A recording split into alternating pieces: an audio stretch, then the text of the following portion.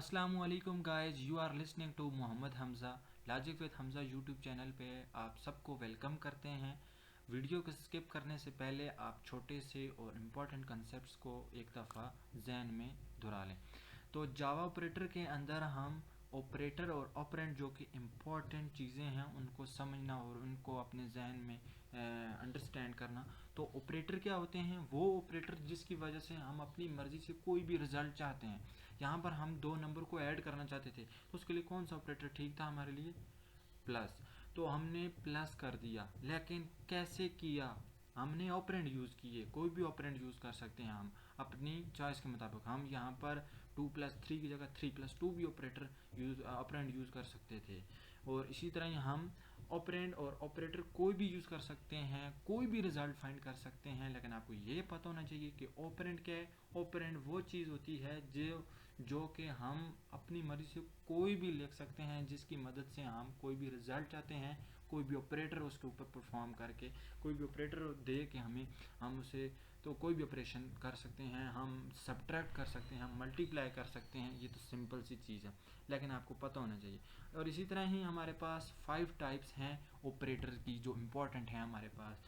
Arithmetic है, assignment, comparison, logical, bitwise operator. Arithmetic operator जिसके अंदर हम एडिशन कर सकते हैं, सब्ट्रैक्शन, मल्टीप्लिकेशन, डिवीजन, मॉडुलस, और इसी तरह ही हम उसके अंदर जो है तो इंक्रीमेंट कर सकते हैं, डिक्रीमेंट कर सकते हैं। माइनस माइनस मतलब डिक्रीमेंट और प्लस प्लस इंक्रीमेंट होता है। ये इसके ऊपर बाकायदा अलग वीडियो होगा, इस वीडियो में नहीं बता सकते। असाइनमेंट ऑपरेटर इक्वल, हम इक्वल और इसी तरह इक्वल के साथ ऑपरेटर ये जो ऊपर हैं अर्थमेटिक जितने भी वो यूज़ कर सकते हैं। यहाँ पर मैंने सिंपल एक स्टेरिक मल्टीप्लाई वाला यूज़ किया हुआ है। इसी तरह कंपैरिजन ऑपरेटर के अंदर सिर्फ 2 ऑपरेटर यूज़ होते हैं कॉमनली, एक इक्वल, एक लेस देन वाला या ग्रेटर देन वाला, बस इस तरह से 2 ऑपरेटर होते हैं। इसी तरह लॉजिकल ऑपरेटर, बिटवाइज ऑपरेटर आप देख सकते हैं। और बूलियन हम नहीं यूज़ करते, नहीं यूज़ होता, बहुत कम ही यूज़ होता है, और इसको छोड़ दें आप। और अब हम प्रोग्राम में अर्थमेटिक ऑपरेटर को जो सिंपल है उसको समझते हैं। हम फॉर एग्जांपल 2 नंबर्स को ऐड करना चाहते हैं, हमने बहुत सारे पीछे प्रोग्राम के अंदर किया है, एक तो रिवाइज हो जाएगा और इसके अंदर और चीज़ों को मैं आपको अंडरस्टैंड करने की कोशिश करूँगा। तो हम फॉर एग्जांपल 2 नंबर ए और बी था हमारे पास, 34 और 25। 34 क्या है? 34 एक ऐसा नंबर था, ए उसके लिए खाली कंटेनर था, जो कि 34 हमने उठाया और उस खाली कंटेनर के अंदर रख दिया। अब ए के अंदर 34 है। अब 34 समझ लिया, यहाँ से ख़त्म हो गया। मतलब ये है कि हम इक्वल डाल के सिंपल यहाँ पर ए लिखें तो इसका मतलब ये है कि ए एक ऐसा कंटेनर है जिसके अंदर 34 चीज़ें आ गई हैं। अब इसी तरह हम प्लस करेंगे, हम चाहते हैं कि जो बी कंटेनर के अंदर 25 चीज़ें हैं वो भी इसमें आ जाए, तो वो भी आ गई। अब ये सारी चीज़ें ए और ए प्लस बी की चीज़ें कहाँ पर आ गई? सम के अंदर आ गई। मतलब सम के अंदर ए बी दोनों ऑपरेटर का सब कुछ यहाँ पर आ गया। अब हम सिंपल इसको प्रिंट कराने के लिए SOUT सिंपल लिखेंगे और सम करेंगे। यहाँ पर सम अब क्या है? अब टोटल यहाँ पर हमने कितनी वैल्यू रखी थी, कितने कंटेनर के अंदर, दोनों कंटेनर के अंदर कितनी चीज़ें थी। कंटेनर वर्ड में यूज़ कर रहा हूँ सिंपल आपको समझाने के लिए। अब रन करेंगे हम, तो आप देखेंगे दोनों नंबर ऐड होकर हमारे पास आ जाएंगे, 34, 25। ये देखिए 59 हमारे पास आंसर आ गया। इसी तरह ही आप एडिशन के साथ साथ मल्टीप्लिकेशन यूज़ कर सकते हैं, आप जो है तो सब्ट्रैक्शन, आप डिवीजन, मॉडुलस आप यूज़ कर सकते हैं।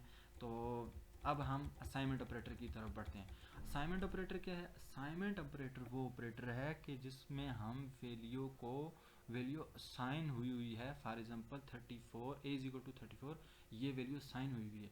अब हम चाहते हैं कि ए साइन हुई है ना, तो नीचे इंटीजर लिखने की ज़रूरत ही नहीं है, सिंपल ए लिखो, ए।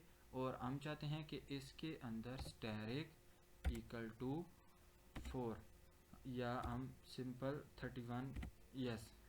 और अब हम क्या करते हैं, प्रिंट कराना चाहते हैं ए की वैल्यू। अब ए की वैल्यू क्या हुई होगी? अब ए की वैल्यू अपडेट होगी, क्या होगी? 34 होगी। प्रिंट रन करेंगे हम, तो हमारे पास इसकी वैल्यू 34 आएगी। देखते हैं क्या आती है, 34 आएगी। अब इसी तरह ही मैं आपको यहाँ पर और वैल्यू अपडेट करके देता हूँ। यहाँ पर मैंने 4 लिखा, यहाँ पर मैं लिखता हूँ 2।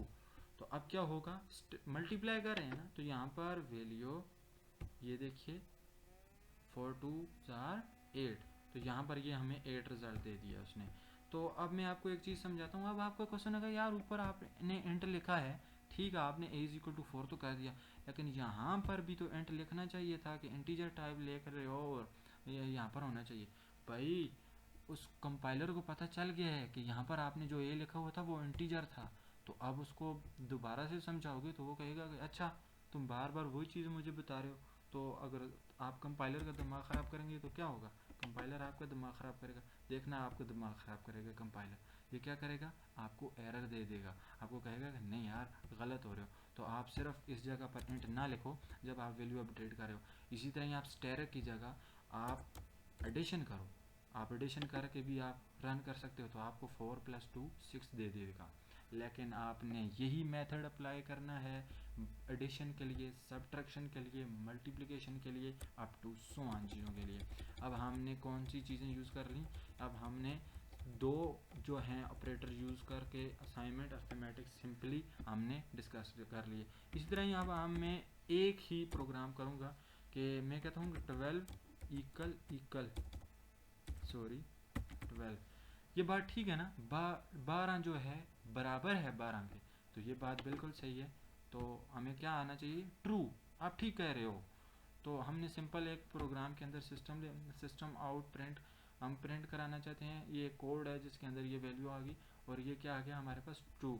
तो गाइस जब अब हम ये कहें मैथ की लैंग्वेज में तो हम ऐसे भी लिखें तो चल जाता है कि 12 = 12, तो हम यार प्रिंट करना चाहें तो हमें आ जाएगा। नहीं, यहाँ पर दो चीज़ें हैं, जब सिंगल इक्वल है तो उसका अलग मकसद है और जब डबल इक्वल है तो उसका अलग मकसद है।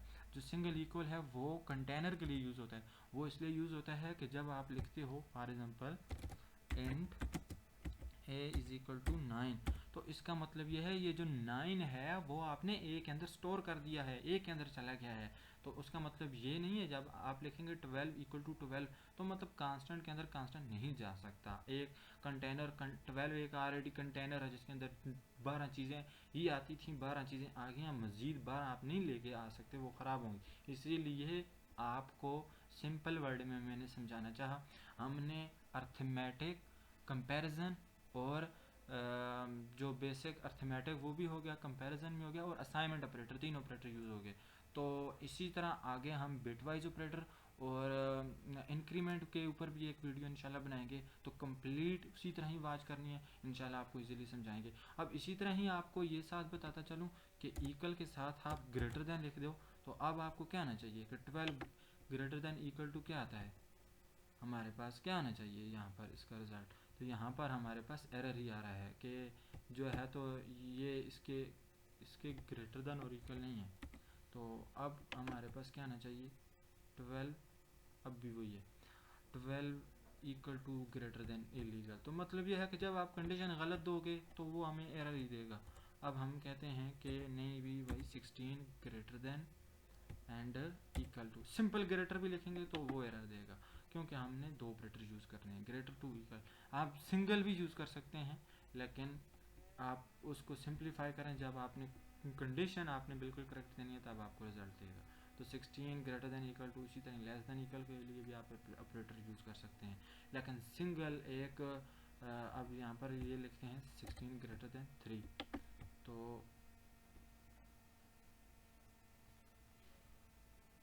ट्रू। ये बात आप उसको समझ आ रही है कंपाइलर को, लेकिन कंपाइलर को ये नहीं समझ आ रही थी कि भाई दो चीज़ों में डिफरेंस नहीं कर रहे हो, एक इक्वल वाले में और इस इक्वल वाले में, क्योंकि वहाँ पर आप यहाँ पर बात कर रहे हो असाइनमेंट ऑपरेटर की इस तरह कि उसके अंदर वैल्यू स्टोर कर रहे हो, और यहाँ पर आप असाइन कर रहे हो असाइनमेंट में और कंपेरिजन में फ़र्क करना है। दो इक्वल जब भी यूज़ होंगे वो कंपेयर कर रहे होंगे, एक इक्वल जब भी यूज़ होगा वो असाइन कर रहा होगा। वो 9 आके एक कंटेनर है उसके अंदर स्टोर हो रहा है। इंशाल्लाह दूसरी भी इसी तरह ही वीडियोस होंगी, कंप्लीट वॉच करनी है। Thank you so